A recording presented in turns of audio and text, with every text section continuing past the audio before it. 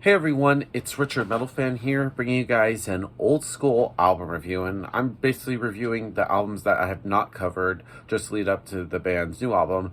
And as you can see below the title, today we're going to be talking about Serpents of the Light by Deicide, the band's fourth album released in 1997 under Roadrunner Records. Now, I've obviously covered Deicide before, and I don't think I really need to say anything about them that hasn't been said already by a bunch of other bands. Legendary death metal band, been around since the late 80s. Yeah, this is like the band's fourth album, like I said.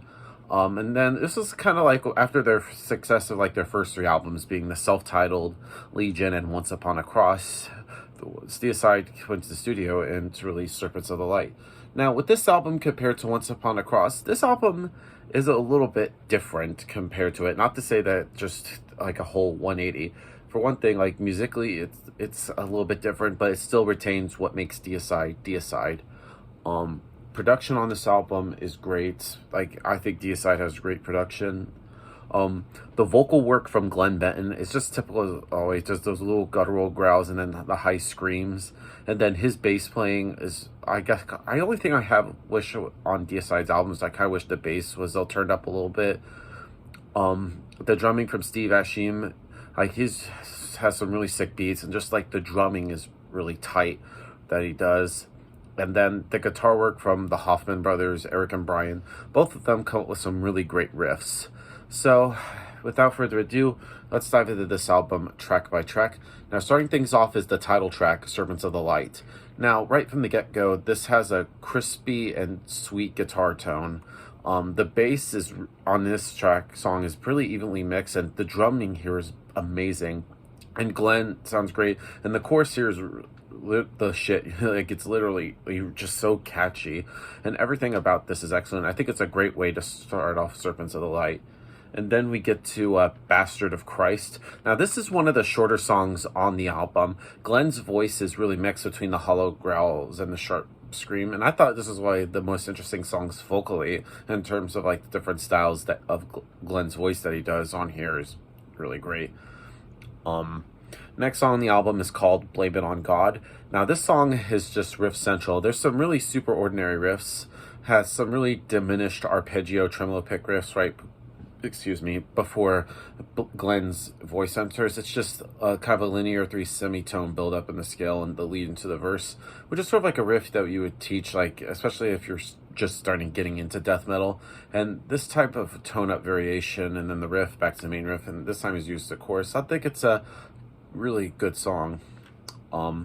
Next up is The Hell We're In. Now, this song is, I would consider, kind of like a little bit the melodic song on here. Has some especially great melodic riffs, especially in the chorus. It's really interesting. I Am No One. Now, lyrically, this is like a really good song. Has really well written lyrics. It just really works well with the instrumental, and the main riff carries sort of like that kind of like darker kind of vibe with the death metal while being super melodic, but really sorrowful at that. It's like epic and sorrowful just combined together to make a really great Deicide song. The next song on the album is called Slave to the Cross. Now, this, in my opinion, is probably the most experimental song on here.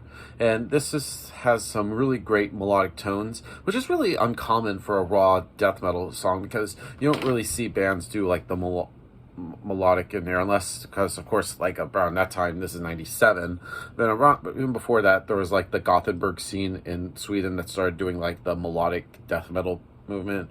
But with like the OG's death metals, like you don't really hear it much on a Deicide or an Obituary or a Morbid Angel, but it's a pretty good song. I like it.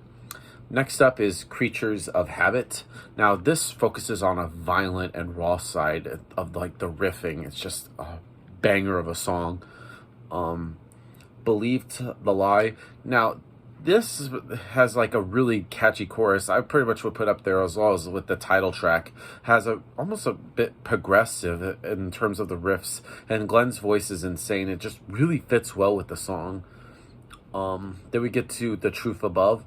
Now, this pretty much allows Glenn to use sort of a slower phrasing than on every song to increase the deepness of a voice, while the instruments have like a really great rhythm speed. And then we close things out with Father's Bakers. Now, this is a good way to end this album. It pretty much highlights sort of like Glenn's bass playing with sort of like the floods of harmonics that just really good.